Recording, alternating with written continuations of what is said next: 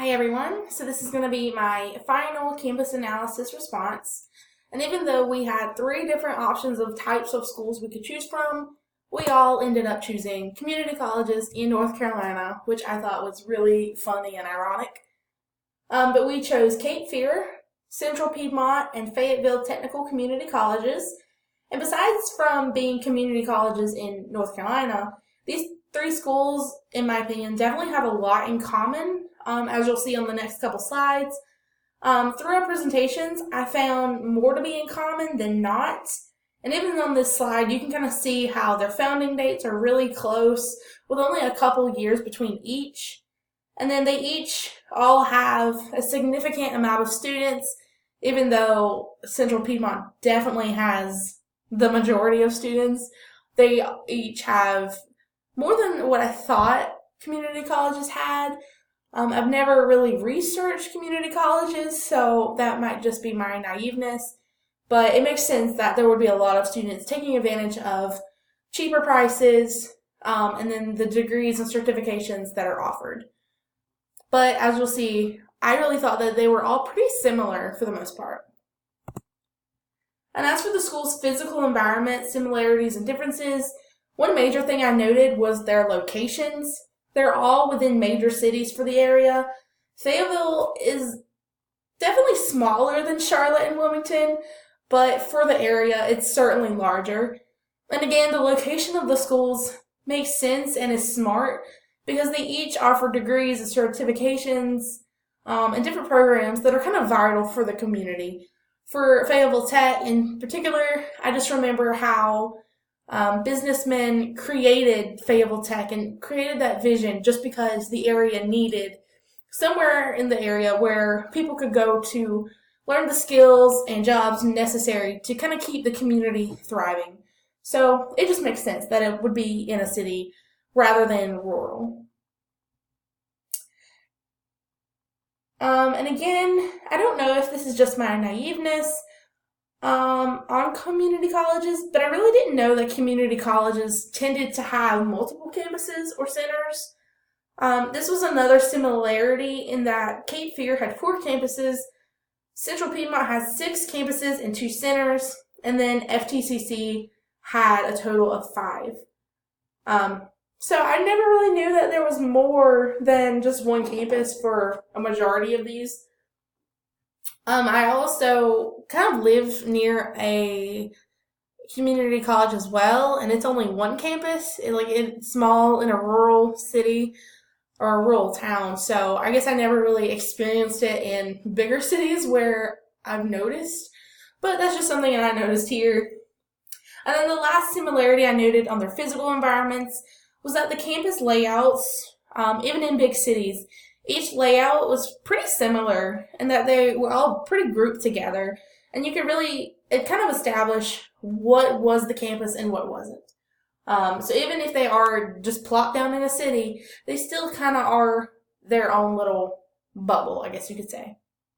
As for differences, one major one that I noted was that I didn't really think this was significant at first, but it was the fact that both Cape Fear and Central Piedmont have parking decks, and Fayetteville Tech does not have a parking deck. And while I was thinking about it, it definitely can impact students, faculty, staff, or even visitors that come on campus. As I said, Fayetteville Tech has a substantial amount of students, and the lack of parking or difficulty finding parking can impact them and be a hindrance to potential students who can get frustrated by that. And I remember my sister, I mentioned that she went to FTCC. I remember her often struggling to find parking.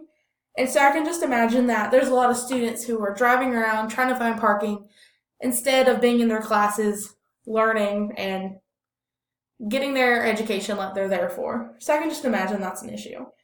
Also, FTCC certainly doesn't have a beautiful view, such as a city skyline or a waterway. So that's just little things that FTCC kind of differs from the other 2 schools that I saw. As for the aggregate environment of these community colleges, they all have a really similar student population. Even though Central Piedmont, like I said, doubles the amount of the other 2 schools, they all have some type of club and organization for students to be a part of. And again, might be in my naiveness, but I never really dug deep into what all involvement-wise these campuses offered. But I did notice how both FTCC and it was also mentioned that Cape Fear both have student veteran associations, which I think is really awesome since both are fairly close to respective bases. So that's awesome that students have that. Also, the graduation and transfer rates I noticed. For Cape Fear, the graduation rate was 25%, while the transfer out rate is 31%. And then Central Piedmont had rates of 17% for graduation and a rate of 30% for transfer out. So those two are more closely related. And then for FTCC, it comes in with the lowest transfer out rate with only 19% and a graduation rate of 18%, which makes sense because students most of the time when they go to community colleges are going to transfer out to a 4-year institution to finish off their degree. So that kind of made sense to me. And for the differences, I noted that diversity was the first one. I've noticed this throughout all of these campus analysis assignments that many schools either are a hit or miss for this, whether they have it in students or the staff faculty population. And for these schools, the diversities were kind of all over the place, I noticed. Cape Fear had 21 international students, while FTCC had none. And then the biggest population of ethnicities on each campus kind of differed, which I think is good, but again, all campuses really need to have that diversity because I really think diversity is going to be the biggest influence on campuses because students want to feel like they have someone, and they want to feel like they're represented in students and in the faculty staff that they see around campus, as well as the administrative part of campuses, like with the board of trustees and just pretty much everything. Students want to feel like they have a voice as well. Excuse me. And I also thought how it was really interesting how Central Piedmont didn't offer the opportunity for students to kind of join sports or intramural teams. I just kind of thought that was really interesting.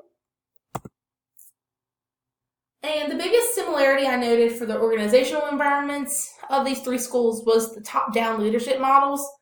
They each kind of share this, and we all kind of talked about it,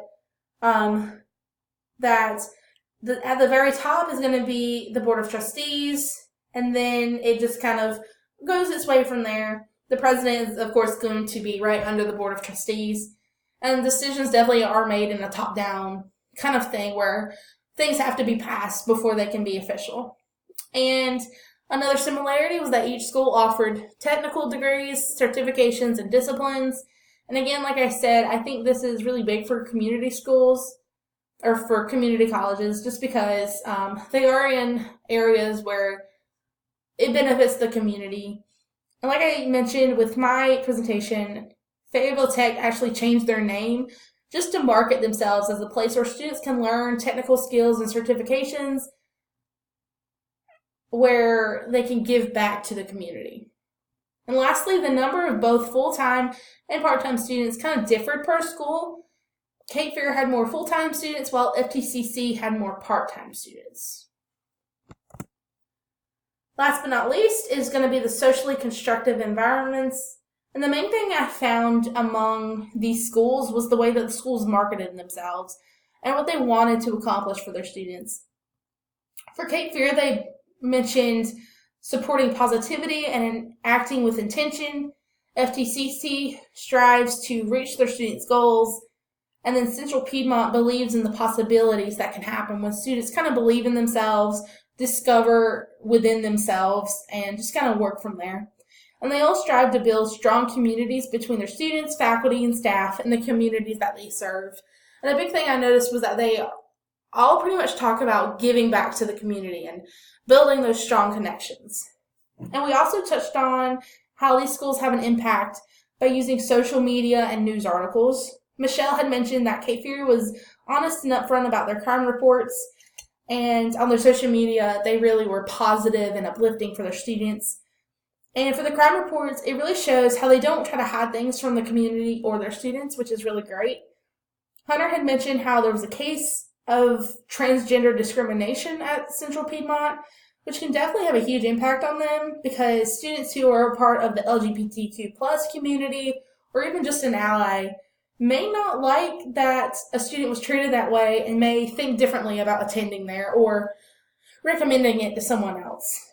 It can definitely have an impact on them, either negatively or positively, whether it's being active on social media and uplifting students or having a case of transgender discrimination.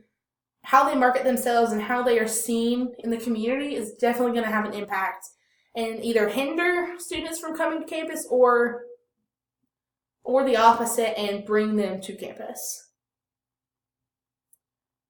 But that's all I really have for you. I hope you enjoyed my presentation. I definitely enjoyed our final campus analysis, and I hope you all have a wonderful night.